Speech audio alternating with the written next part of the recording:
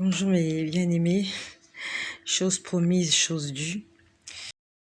Gloire à Jésus-Christ qui me permet, malgré l'heure, nous sommes le 5 janvier 2022, il est exactement 0h33. Après la vidéo de tout à l'heure, je suis allée faire la vaisselle, j'ai nourri les chiens, j'ai rapidement fait le ménage. Que demain matin, je ne sois pas saturée. Voilà, c'est ça la vie de maman que j'ai, raison pour laquelle je suis souvent fatiguée. Voilà, il faut faire tout ça. Donc, vraiment, je fais ce partage, c'est pour ne pas être débordée. Vraiment, c'est pour ne pas être débordée parce que je suis vraiment débordée. Et nous courons derrière le temps. Il y a des messages qui sont très importants que le peuple de Dieu doit entendre. Et raison pour laquelle je suis souvent obligée de me faire violence dans ce sens-là. Je suis obligée de me faire violence. Donc ce que je vais vous dire là, c'est ce que j'ai vu hier soir. Hier soir. Non, avant-hier. Nous sommes déjà le 5. Hier, c'était le 4. Donc je l'ai vu le 3. Le 3 dans la soirée. Et avant que je ne vous dise ce que j'ai vu le 3, le Seigneur m'a montré 2 musiciens. Il me l'a montré le lundi. Sorry, pas le lundi. Je confonds les jours. Il me l'a montré le dimanche 2 janvier 2022. Il me l'a montré quand il me parlait de la montre. Et il me l'a rappelé tout à l'heure quand j'étais allée faire la vaisselle. Tout à l'heure, je vous disais que si j'avais des choses que, tout à l'heure, je vous ai dit que s'il y a des choses que j'avais oublié de vous dire, le Seigneur allait me le rappeler. Donc, il m'a montré 2 musiciens. Des musiciens de la musique profane. 2 musiciens, un homme et une femme. Et parmi ces 2 musiciens-là, la musicienne, avant, elle était une musicienne chrétienne. Elle faisait de la musique chrétienne. À la base, elle a commencé à chanter des louanges, des cantiques pour Jésus. Puis, elle se retrouvait dans la musique profane. Quand le Seigneur me les a montrés le dimanche matin 2 janvier, il était en train de me dire que ces 2 musiciens-là, et ils ne sont pas les seuls, ils collaborent avec des puissances sous-marines. Ils ont des pactes, des alliances avec des démons, plus précisément des dames des eaux. Et ce musicien-là dont il est question, si vous écoutez souvent ses chansons, il aime saluer les grandes dames. Il dit « je salue les grandes dames ». Vous, quand vous entendez, il salue les grandes dames, vous croyez peut-être que ce sont des femmes qui supportent sa carrière musicale. Non. Quand il dit « je salue les grandes dames », il salue les grandes dames des eaux. Et le Seigneur est en train de me dire qu'ils ont signé un pacte avec avec les esprits des eaux, qu'ils leur ont demandé d'accélérer la sortie des albums, beaucoup d'images impudiques. En fait, ils ont une mission. Le pacte qu'ils ont, c'est qu'on leur donne la gloire et l'argent. En retour, eux, par rapport à la musique qu'ils font, ils envoûtent des gens.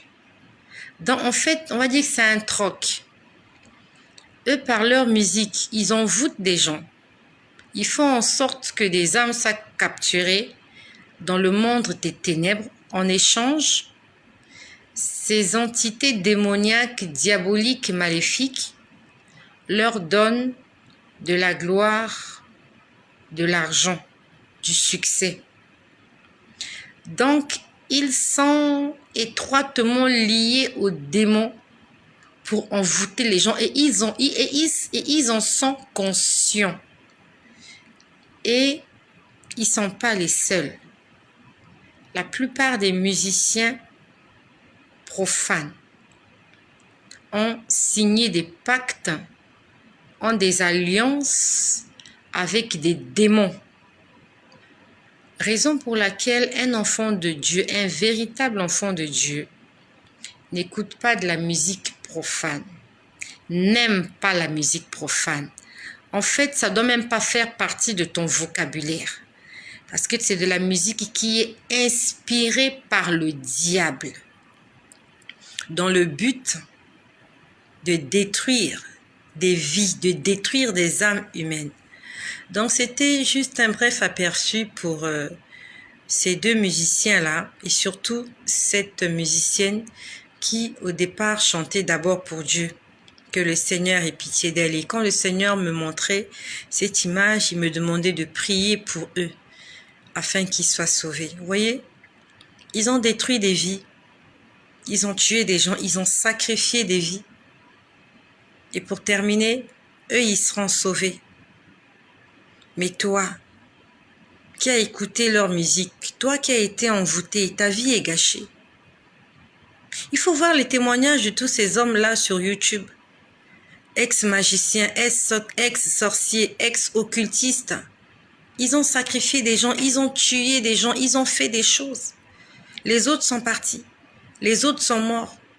Les autres sont en enfer. Mais eux, ils ont fini par rencontrer le Seigneur. Raison pour laquelle ne laisse pas quelqu'un diriger ta vie.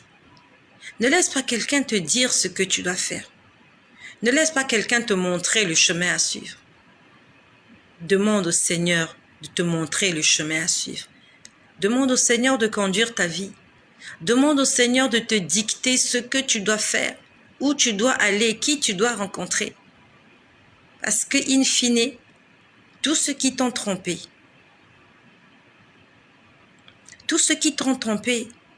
ils rendront compte pour eux. Toi aussi, tu rendras compte pour eux. Je suis désolée, je suis en train d'écouter. J'entends du bruit. Je vais vérifier. Le bruit que j'écoute vient d'où? Je suis désolée. Qui est là? Qui est là? Qui est là? Il y a quelqu'un? Ok. C'était juste une vérification. Donc, mes bien-aimés, nous devons être interpellés. Nous devons vraiment être interpellés. Quand le Seigneur nous avertit, nous devons faire extrêmement attention. Nous devons faire attention. Donc ça, c'était pour tous ces musiciens profanes-là qui envoûtent les gens sur les réseaux sociaux avec leur musique, avec leurs cris, avec leurs danses. Abstenons-nous de regarder ces choses et de les écouter. Hier, même pas hier, c'est depuis le dimanche 2, j'étais pas très en forme. En fait, j'ai vécu quelque chose qui m'a mis hors de moi. C'est sûrement quelque chose de familial, c'est vraiment très familial. Ça concerne vraiment ma famille, ma maison. Et cette situation m'a mis hors de moi. Désolée. Cette situation m'a mis hors de moi parce que je ne voyais vraiment pas la raison pour laquelle c'est arrivé. Et tout ça est arrivé parce que on a écouté ce qu'un petit enfant a dit. Et il a manqué de la continence, il a manqué de la maîtrise de soi, il a manqué de la sagesse à certains adultes pour se rendre compte qu'un enfant peut raconter n'importe quoi. Et voilà comment je me suis emportée. Quand je dis je me suis emportée, j'étais en colère. Ce que je te dis, c'est pas pour que tu me juges. C'est pour qu'ensemble, nous puissions nous tenir par la main, nous édifier, nous exhorter, nous fortifier, parce que nous avons une bataille à remporter. Je ne suis pas parfaite. J'ai des enfants, je suis une mère. Et comme plusieurs mamans, je gueule sur les enfants. J'engueule les enfants quand ça va pas. S'il faut punir, je punis. Et je sais que Dieu ne m'en tiendra pas rigueur. Mais il a dit, le Seigneur a dit, n'éloigne pas l'enfant de la chicotte. Mais il a dit, traite-le selon le Seigneur. Éduquez les enfants selon le Seigneur. Et il a dit, si vous mettez en colère, que le soleil ne se couche pas sur votre colère. Donc, pourquoi j'en parle? Parce que le Seigneur m'a demandé d'en parler. Parce que c'est très important que j'en parle. Donc, le dimanche 2 janvier 2022, je m'étais mise en colère. J'étais vraiment hors de moi. J'étais pas contente de la situation en question, de ce qui s'était passé. Et suite à cela, en fait, on va dire que j'ai pris mes distances par rapport à la personne qui m'avait mise en colère. J'ai pris des distances. J'étais en colère. Je vais pas le nier, j'étais en colère. Et j'ai pris mes distances, j'ai préféré éviter la personne pour ne pas qu'on revienne sur le même problème. Donc, je l'ai évité le dimanche, la personne. Le lundi, hier, j'ai évité la personne. J'ai pas voulu m'approcher de la personne. C'est pas de la haine. C'était pas de la haine. J'ai pas de la haine pour cette personne-là. Juste que je ne voulais pas qu'on en reparle. Et hier soir, on s'est pas vu avec cette personne-là hier. Et hier soir, dans la nuit, le Seigneur m'a fait le reproche. Quand il m'a fait le reproche, il m'a dit, ta vieille photo est en train d'impacter négativement sur ta vie. Je l'ai entendu audiblement hier. Il m'a dit, ta vieille photo est en train d'impacter négativement sur ta vie. Il y a des moments où Dieu parle en parabole et nous avons besoin de sagesse. En fait, quand il disait ma vieille photo, c'était mon ancienne identité. Il y a des femmes aujourd'hui qui sont devenues de grandes chrétiennes, mais elles ont des photos où elles sont habillées comme des prostituées. Elles ont des photos où elles sont carrément des drogués. Il y a des hommes de Dieu aujourd'hui, dans leur passé, ils étaient des gays. Et ils ont des photos. Donc ça veut dire qu'il y a des gens qui ont gardé ces photos-là. Et aujourd'hui, ces photos-là peuvent condamner certaines personnes. Il y a des anciens souvenirs comme ça, des souvenirs comme ça. Quand tu étais jeune, tu as fait des folies, tu as fait des bêtises. Vous étiez pris en photo, tu t'es exposé nu, tu as fait des choses. Et aujourd'hui, si quelqu'un veut te nuire, il ressort les souvenirs. Il ressort les photos où tu étais nu, où tu te droguais, où tu te prostituais. Voilà. Et quand on va comparer l'ancienne image à la première, à la limite, pour certaines personnes, tu ne seras plus crédible. Donc, le Seigneur, hier, dans la nuit, il m'a dit, ta vieille photo est en train d'impacter négativement sur ta vie. En fait, le Seigneur était en train de me dire, ton esprit de colère est en train de revenir. Et si tu fais pas attention, tu vas tomber. Je voulais pas me mettre en colère, mais je m'étais mise en colère. Et la Bible nous dit que le soleil ne se couche pas sur ta colère. Ça veut dire que quand tu es en colère contre quelqu'un, avant de dormir, fais un effort de parler à la personne. Je ne l'ai pas fait. Pourquoi je t'en parle? Le Seigneur m'a donné un don de prophétie. Le Seigneur me parle et je le sais. Et plusieurs personnes le savent. Sauf que nous pouvons tout perdre pour rien du tout. C'est pas parce que Dieu se sert de nous que nous sommes d'office qualifiés. J'ai mal au cœur de le dire, mais ce qui est sûr, c'est que si Jésus était revenu hier soir, je ne sais pas si je serais partie. Si Jésus était revenu hier soir, je ne sais pas, parce qu'il est venu me faire le reproche la nuit. Ça veut dire que pour lui, il y avait quelque chose à corriger. La Bible nous dit, le juste tombe 7 fois et à chaque fois, il doit se relever. Si le Seigneur est venu me faire le reproche, ça veut dire que j'étais tombée et que je ne me suis pas relevée. Nous devons faire extrêmement attention. Je dois faire attention.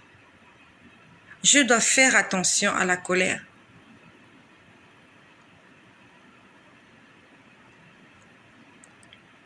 Il y a des moments où je me dis, ce serait bien que je vive seule. Si je vivais seule, il y a des choses de ce genre ne seraient peut-être pas arrivées. Toi qui vis seule, tu rêves d'avoir des gens autour de toi. Peut-être que tu m'envies.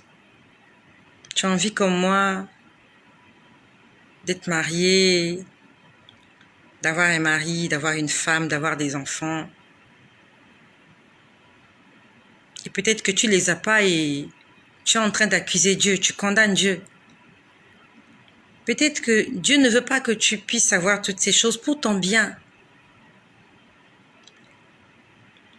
Peut-être que c'est pour ton bien. La Bible nous dit en toutes choses, rendez grâce au Seigneur. Tu n'as pas d'enfant. Quelque part, comme moi, contrairement à moi, il y a des raisons pour lesquelles tu ne vas même pas te fâcher. Je hurle sur les enfants, je les engueule quand ils ont fait des bêtises, parce que j'en ai. Et cela peut me porter préjudice pour mon salut. Il y a des mamans qui n'ont pas d'enfants qui m'envient. Ah, elle a des enfants, elle a de la chance. Mais ces enfants-là peuvent être une occasion de chute pour moi. Le dimanche 2 janvier, l'enfant a été une occasion de chute parce qu'elle a créé quelque chose qui m'a mis hors de moi. Elle a dit quelque chose qui a créé une bombe. Elle n'a pas fait exprès, mais ça a retourné la maison. Et le Seigneur hier m'a dit, ta vieille photo est en train d'impacter négativement sur toi. Il y a des jours où j'ai envie de tout arrêter, d'aller vivre isolé quelque part dans la montagne.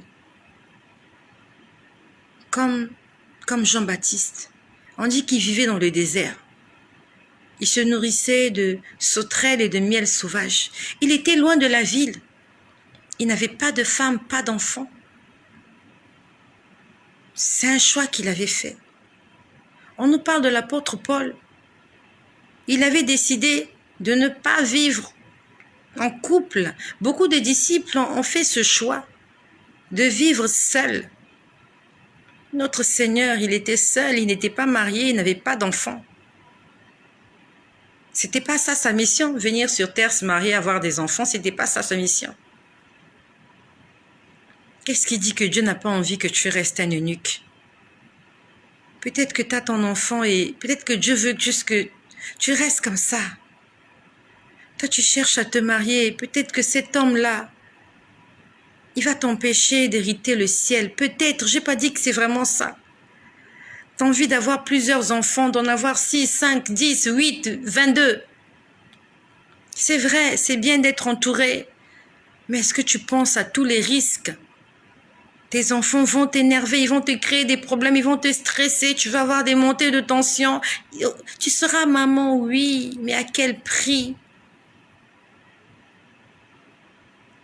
J'ai été en colère parce que je suis une mère. J'ai été en colère parce que je suis une femme, une épouse. Si j'étais célibataire sans enfant, j'aurais d'autres problèmes à régler. Je serais en train de prier toute la journée pour que Dieu me donne ces choses. Mais aujourd'hui, Dieu me les a données et ces choses sont des occasions de chute pour moi. Le Seigneur hier m'a parlé. devons faire attention à la colère.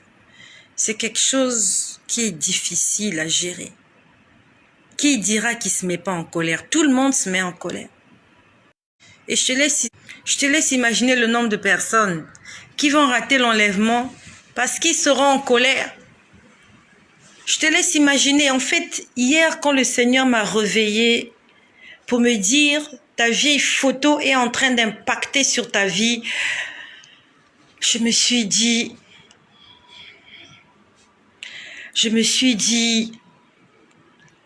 c'est pas bon pour moi. C'est vraiment pas bon pour moi. C'est pas bon pour moi. Désolée, j'ai soif.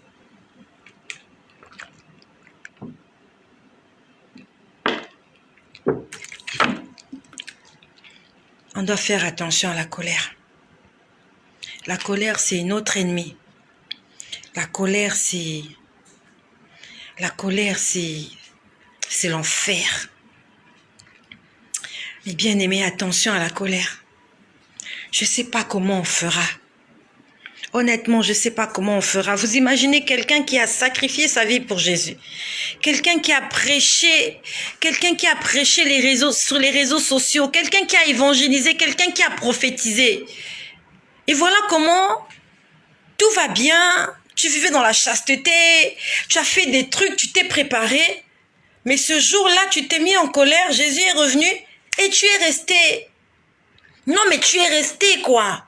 Tu es resté pourquoi? Ben parce qu'il y a quelqu'un qui vivait avec toi qui t'a mis en colère. Il y a quelqu'un qui était à tes côtés. À la limite, tu aurais dû vivre seul. Tu aurais dû rester seul. Tu as besoin d'enfants. Le Seigneur le sait, je le sais aussi, que c'est important. C'est important d'avoir des enfants. C'est important d'être marié. C'est important. Mais si tu n'as pas encore toutes ces choses, ne te plains pas. J'ai failli perdre mon salut hier. Parce que je suis mère et mariée. Que le Seigneur nous délivre de la colère. Moi, je me disais, je n'étais pas en colère, mais pour Dieu, j'étais toujours en colère parce que depuis le dimanche, je n'ai pas adressé la parole à cette personne. Moi, je me suis dit, j'évite les problèmes. Mais Dieu, il n'a pas vu ça dans ce sens-là. Pour Dieu, pour le Seigneur, il se dit, comme tu ne lui as pas encore parlé, donc tu es en colère contre lui. Oh mon Dieu, je dégoûte cette situation. Je suis dégoûtée de cette situation. Je suis dégoûtée de cette situation. J'aimerais ne pas être victime de ça. J'aimerais ne pas être victime de ça. Que le Seigneur nous aide, que le Seigneur ait pitié. Seigneur, aide-nous. La colère. Il est venu me reprocher hier la colère. Après, il m'a montré, il m'a demandé de prier pour les petits-enfants, pour les bébés. Pour les bébés. Parce que je voyais qu'on voulait arracher un bébé des mains de sa mère. Je voyais quelqu'un qui essayait d'arracher un bébé. La maman était en train d'allaiter l'enfant et il y a quelqu'un qui voulait arracher. Donc, il y a quelqu'un qui voulait prendre cet enfant. Il y a quelqu'un qui voulait tuer un bébé. Un bébé qui tète encore. Un bébé qui ne s'assoit pas, qui fait même pas ses pas. Un bébé qui est innocent, il n'a jamais péché, il n'a jamais rien dit. Tout ce qu'il sait faire, c'est pleurer et faire dans sa couche. Et il y a quelqu'un quelque part, même pas il y a quelqu'un, il y a des gens comme ça, qui veulent faire souffrir des mamans. Qui veulent que des mamans aient le cœur meurtri, qu'elles maudissent Dieu, qu'elles perdent la foi. 9 mois de grossesse. Tu sors de l'hôpital avec ton bébé, tu vas à la maison avec et tu perds ton bébé. Oh, quelle douleur. Donc, en fait, c'est ça qui m'a réveillée. En fait, j'ai commencé à prier pour les bébés. J'ai dit, Seigneur, non, je refuse. Je refuse qu'on arrache des enfants d'entre les mains de leur mère. J'ai dit, je refuse. J'étais en colère. J'étais en colère parce que je me dis qu'une femme qui a fait 9 mois de grossesse, plus un accouchement difficile, n'a pas le droit de perdre son enfant. Elle a le droit de voir cet enfant grandir. Pourquoi arracher les mains de sa mère? Un enfant en train de téter sa mère. Et vous voyez quelqu'un, un esprit impur, quelqu'un de méchant, mauvais, essayer de prendre l'enfant. Non mais ça m'a énervé, j'étais énervée. J'ai commencé à prier, j'ai commencé à détruire, j'ai commencé à renverser, j'ai commencé à briser. J'étais en train de prier pour tous les enfants du monde entier. Et pendant que je priais pour les enfants du monde entier, le Seigneur me montrait les élèves qui vont à l'école. Il me montrait une jeune fille. Non, elles étaient même deux. Je ne sais pas qui sont ces jeunes filles-là. Elles étaient deux. Ce sont des élèves. Je crois qu'elles doivent être au collège. Le Seigneur ne m'a pas donné leur nom. Mais il pouvait me montrer qu'on faisait tout pour détruire la vie de ces filles-là. Je les voyais en train de jouer, en train de rigoler, de s'amuser. Elles étaient deux. Je ne sais pas si elles sont deux copines ou deux sœurs. Mais je pouvais sentir qu'il y avait un danger autour de ces filles-là. Et même pas seulement autour de ces filles, autour de tous les enfants du monde entier. Il y a des dangers. J'étais énervée parce qu'il s'agissait des enfants et que moi, j'ai des enfants. J'étais tellement énervée. Je me suis levée, j'ai commencé à prier, j'ai commencé à détruire, j'ai commencé à renverser. J'étais tellement énervée. Comme on dit là, c'était maintenant une saine colère. La colère que j'avais là m'amène pas en enfer. C'était la colère contre les esprits impurs. On a le droit de se mettre en colère contre les esprits impurs. Mais on n'a pas le droit de se mettre en colère contre notre prochain.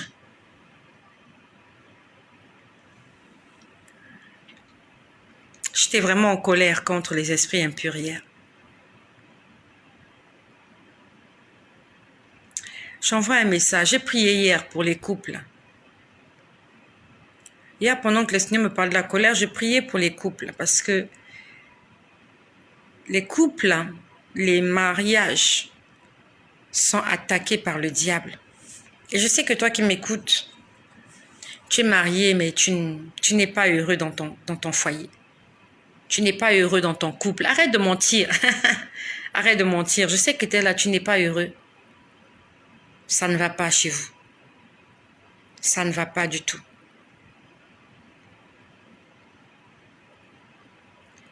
Je prie que le Seigneur vous vienne en aide. Parce que si Jésus revient et qu'on est toujours en colère les uns contre les autres, nous allons tous rester à cause de la colère. Parce que tu as voulu te mettre en couple, parce que tu convoitais le mariage. Tu croyais que le mariage, c'était le terminus. Que si tu n'es pas marié, tu n'as pas de sens dans la vie, il faut que tu sois marié. Est-ce que tu sais les risques que tu cours? Ton salut peut y rester. Des milliards de couples. Je sais que vous êtes nombreux là, vous me suivez. Ça ne va pas dans vos couples. Ça ne va pas dans vos foyers. Dans vos maisons, ça ne va pas. Vous ne vous parlez pas. Vous êtes en colère. Ça ne va pas dans les couples. Et quand on est devant les gens, on fait semblant. On essaye de sauver les meubles. Mais au fond, ça ne va pas. Même chez les enfants de Dieu. Vous les voyez à l'église le dimanche. Quand ils sont chez eux, ils ne se causent pas. Ils ne se parlent pas quand ils sont chez eux. Mais ils sont obligés à l'église de chanter, de faire des choses. Juste, voilà, pour. On essaie de tromper, mais au fond de soi, on sait que ça ne marche pas. Ma sœur, mon frère, avant de te marier, il faut d'abord prier. Ne sois pas pressé. Ne te marie pas parce que tu manques de continence. Nous aussi, on nous disait ces choses-là. On les prenait à la légère. Aujourd'hui, on a compris que les conseils qu'on nous donnait, c'était pour notre bien. Ne te marie pas pour des rapports sexuels parce que tu n'arrives pas à te maîtriser. On ne se marie pas pour des rapports sexuels. Dans le mariage, il y a plus que les rapports sexuels. C'est une école, c'est un gros examen. Je ne sais pas comment je peux appeler cet examen-là. C'est même pas un professorat. Le professorat, c'est zéro devant tout ce qu'on vit en couple, là. C'est une épreuve pas possible. Avant de te marier, prie sérieusement. Demande-lui, dis-lui, Seigneur, est-ce que tu veux vraiment que je me de me marier? Pose-lui la question. Et je ne le dis pas qu'à toi. J'ai des enfants. Et aucun de mes enfants n'est marié. De tous mes enfants, j'ai un enfant majeur. Mon premier enfant a 25 ans. Et le jour que cet enfant viendra me dire, maman, je veux me marier, je lui dirai, va prier. Prie bien. Je ne suis pas contre le mariage, bien au contraire. J'aimerais assister au mariage de mes enfants, j'aimerais devenir grand-mère. Mais j'aimerais pas que mes enfants vivent ce que j'ai vécu. Et pire encore, perdre leur salut. Je préfère dire à mon fils ou à ma fille, pour le salut de ton âme, reste seul. Tu ne mourras pas. Beaucoup de gens vont faire des critiques là-dessus. Pourquoi ce genre de conseil? C'est un choix que j'ai fait. Je trouve mieux de vivre seul. Si je pouvais, je le ferais. Je reste seule. Je sers mon Dieu. Sans rancune. Le mariage ne m'amènera pas au ciel. Le fait d'être mère ne m'amènera pas au ciel. Toutes ces choses ne m'amèneront pas au ciel. J'irai au ciel si j'ai un cœur pur. Et s'il faut que je sacrifie mon mariage pour que mon cœur soit pur, je le ferai.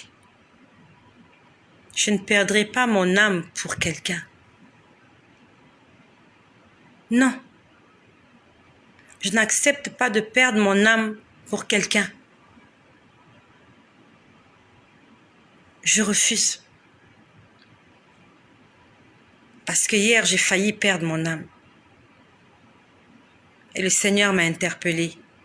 Il m'a dit, ta vieille photo est en train d'impacter négativement sur ta vie. Ça m'a laissé réfléchir. Ça m'a laissé réfléchir. Je sais pas, peut-être que toi qui m'écoutes, tu es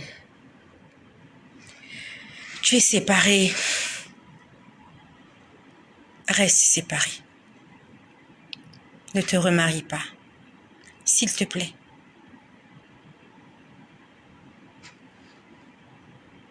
Ne te remarie pas. Ça ne sera pas meilleur. Ça ne sera pas mieux que la première. Je sais qu'il y a des gens qui vont faire des commentaires. Faites les commentaires. Je suis en train de parler par rapport à mon expérience. Aucun homme n'est parfait.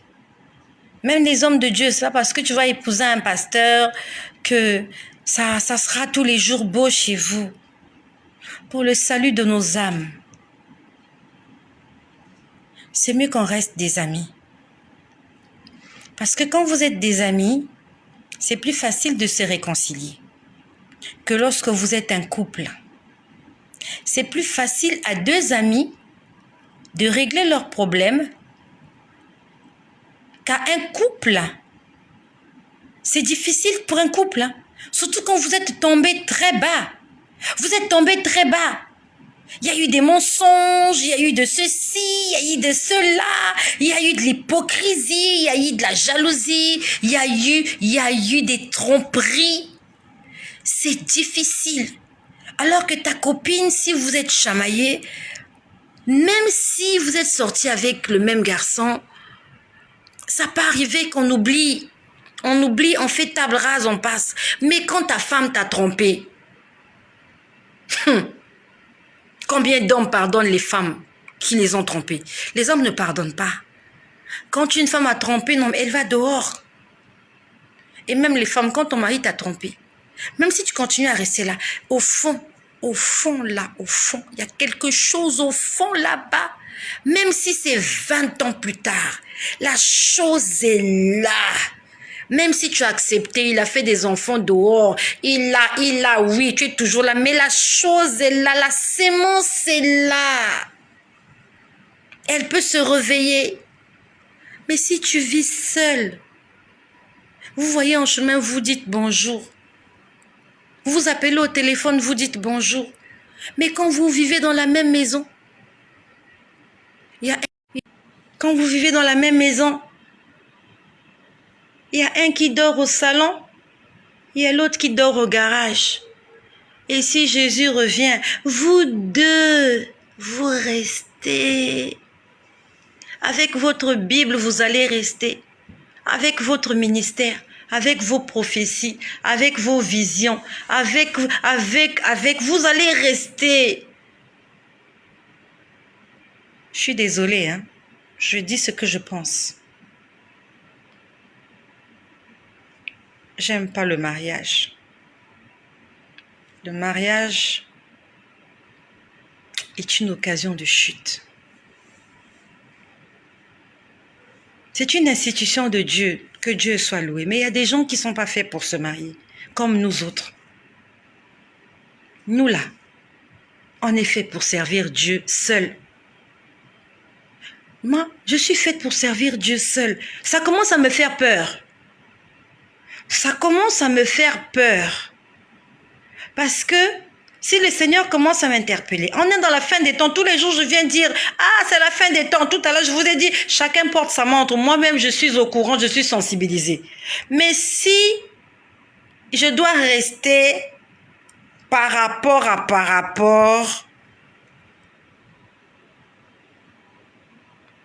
je préfère, je sais pas, est-ce qu'il y a le couvent pour les chrétiens évangéliques? Est-ce qu'il y a le couvent? Est-ce qu'il y a le couvent pour les chrétiens évangéliques? Moi, je veux servir Jésus. Je ne veux pas perdre mon salut. Je ne veux pas. Je refuse. Je refuse. La Bible nous dit, fuyez l'impudicité. Moi, je dis, fuyez la colère. Je fais tout pour fuir la colère. Quitte à vivre seul. Hein? Moi, c'est pas l'impudicité que je fuis. Moi, je fuis la colère. J'ai pas envie de rester. J'ai vu la fin du monde, j'ai vu la tribulation, j'ai vu ce qui va se passer après le retour de Jésus. J'ai pas envie de vivre ça. Seigneur, aide-moi. Seigneur, aide-moi. Vous qui êtes mariés là, ou les célibataires, ne me demandez pas des conseils. Moi, je ne suis pas pour le mariage. Allez demander les conseils à ceux qui veulent rester en couple. Je suis désolée. Pour moi, vraiment, je suis désolée. Je suis désolée. Je veux me marier. Maman, je veux me marier. Vraiment, je suis désolée parce que moi-même, là, le mariage, là, c'est pour moi une occasion de chute. Ah, faut pas rire. Faut pas rire, c'est la vérité. Moi, je dis ce que je pense. Si quelqu'un veut me voir, tu veux te marier, j'ai dit, va prier ton Dieu. Va bien prier. Est-ce que Dieu veut que tu te maries? Parce que moi, là, moi, c'est peut-être parce que j'ai fait mon parcours et voilà. Quand j'étais jeune aussi, et ben voilà, je fais mon parcours honnêtement. Quand je reste assis, je fais le bilan. Je me pose la question, madame, entre célibat et mariage, que préférez-vous? Je dirais célibat. Célibat. Je sers Dieu. Je suis en paix avec tout le monde. On se met en colère le matin. Dès qu'on a fini de se mettre en colère, je t'appelle, on se réconcilie. Chose qui est difficile dans le couple. Dans le couple, c'est très difficile de faire ça. Mais entre collègues, vous êtes chamaillés entre collègues, oh, vous faites la paix très vite. Entre voisins, on fait la paix. Mais dans le couple, monsieur et madame, c'est compliqué. Toi qui veux te marier, il faut bien prier. Il faut bien prier. Il ne faut pas que tu rates ton éternité à cause du mariage. Le mariage va rester. Le travail, les biens matériels, ça va rester. Beaucoup de personnes ne vont pas aimer ce que je dis. Même toi qui n'aimes pas ce que je dis là, tu n'es même pas heureux dans ton mariage. Tu t'entends même pas avec ta femme. Vous ne causez même pas. Vous ne causez pas. Et tu veux venir juger ce que moi je dis. Ce que je dis, ça n'engage que moi. La Bible nous dit, si ton œil est pour toi une occasion de chute, on dit ton œil, pas l'œil du voisin. On a dit ton œil, ça veut dire que c'est quelque chose qui est important pour toi. C'est pour toi, tu en as besoin. Tu en as besoin pour évoluer, pour réussir. C'est l'œil, hein. C'est pas la dent. On n'a pas dit la dent. On n'a pas dit les oreilles. Tu peux couper les oreilles. Si tu as des longs cheveux, tu peux cacher l'oreille cachée. Mais un œil percé. Ah ouais, tu porteras des lunettes, ouais, c'est sûr, mais tu seras un handicapé. La Bible nous dit, si ton œil est pour toi une occasion de chute, coupe-la. Dans œil-là. Hein? Il y a aussi mariage. Ceux qui veulent faire les commentaires, faites les commentaires. Moi, je dis, ça me concerne. Ça me concerne. Et je le dis pour les personnes qui sont dans la même situation que moi. Dieu est contre le divorce, oui. Dieu est contre le divorce et le remariage. Si tu as divorcé, tu ne te remaries plus tant que ton conjoint est toujours vivant. Mais si tu as pris la décision de divorcer, ton conjoint est toujours vivant, que tu ne te maries pas, il n'y a pas de problème. Ce n'est pas un péché devant Dieu. Le péché, c'est divorcer et remarier alors que le conjoint est vivant. Ou bien, comment je peux dire, voilà, c'est ça le péché. Tu te remaries, le conjoint est encore vivant. Ça, c'est un péché. Mais si tu décides de rompre le mariage et de rester seul, là, on t'appelle eunuque. Et la Bible nous dit qu'il y a des gens que Dieu a créés. En fait, ils devaient être des eunuques. Nous autres, là, je crois qu'on devait être des eunuques, mais bon, on s'est retrouvés là. Mais tu peux prendre la décision de devenir eunuque à un âge, à un certain âge, comme moi, là. Je ne veux plus des problèmes. Je ne veux plus des problèmes. Je n'en veux plus. J'ai atteint un certain âge et la Bible dit que être eunuque, il faut avoir un certain âge. Et on défend aux jeunes filles de se mettre là-dedans parce que les jeunes filles auront du mal à supporter ça. Nous autres, là, on peut supporter. On a atteint la quarantaine, on a dépassé, on a vécu tout ce qu'on a vécu. Et quand on reste tranquille, on fait le résumé, on fait l'introduction, le développement, on fait un peu la dissertation et en conclusion, on dit, bon, au regard de tout ce qui précède, je préfère être eunuque, servir Dieu comme on parle de Anne dans la Bible, cette femme-là. Quand on a parlé dans le livre de Luc au chapitre 2, quand on parle de Siméon et on parle de Anne, ces deux personnes âgées qui servaient dans le temple. Anne était eunuque. On dit qu'elle s'était mariée très jeune et elle avait perdu son mari. Elle s'était mariée une fois. Elle a perdu son mari, elle ne s'est plus remariée. Pourtant, elle avait le droit de se remarier. Elle a perdu son mari est mort. Je ne souhaite pas que ton mari meure, je ne souhaite pas que le mien meure, mais après avoir perdu son mari, quand on dit perdre aussi, ça peut arriver, vous êtes séparés, vous êtes divorcés, vous avez pris la décision de ne plus vivre ensemble. Et comme Anne, Anne a pris la décision d'être au service de Dieu dans le temple.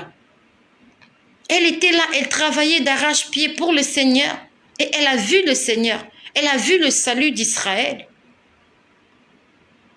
Je commence à me poser des questions. Que ceux qui veulent faire des polémiques, faites des polémiques. Il s'agit de mon salut. Le salut, il est individuel.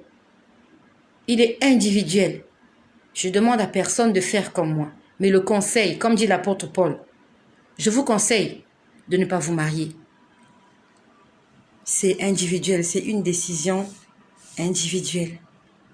J'ai failli perdre mon salut. J'ai beaucoup de choses à dire, il se fait tard.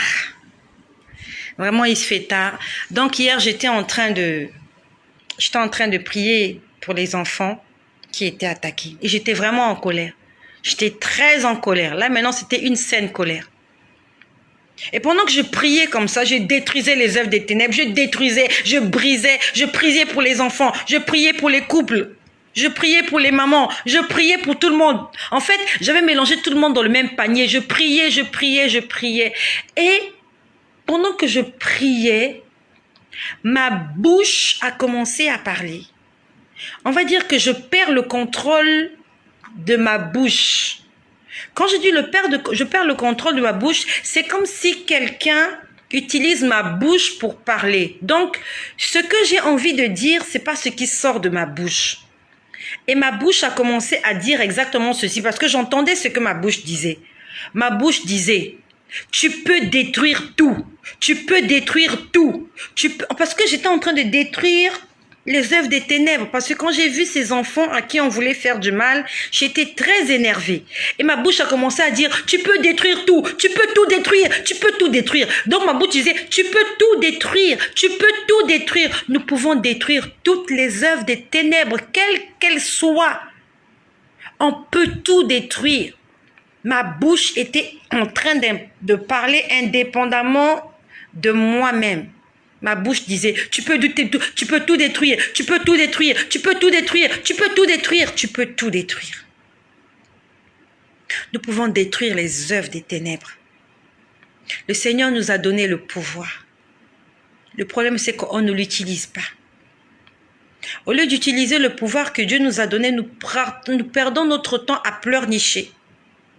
Ah, Seigneur, s'il te plaît, Seigneur, Seigneur, Seigneur, Seigneur, Seigneur. Utilise le pouvoir que Dieu t'a donné. Dieu te montre quelque chose.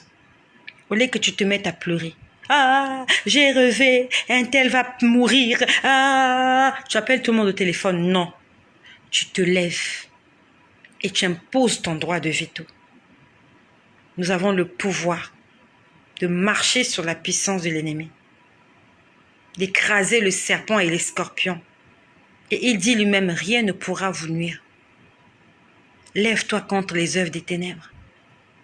Tous les esprits impurs, tout ce qui est mauvais, tout ce qui est méchant qui s'est levé contre toi, toi aussi tu te lèves contre eux.